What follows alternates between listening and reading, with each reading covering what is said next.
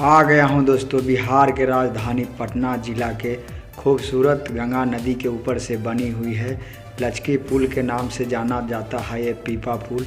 दोस्तों जो अभी तक मेरे चैनल को सब्सक्राइब नहीं किए हैं दोस्तों जो चैनल को सब्सक्राइब कर ले। आज मैं दिखाने जा रहा हूँ पीपा पुल के सीन जो दिख सकते हैं। हमारे वीडियो पर अंत तक बने रहे, अंत तक देखें और नज़दीक से मैं दिखा रहा हूँ वीडियो जो देखें।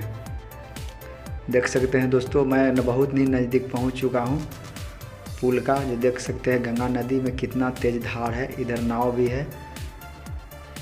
अंत तक हमारे वीडियो पे बने रहे मेरे दोस्त। वो साइड का गंगा नदी भी दिखाऊंगा, ये पटना साइड है।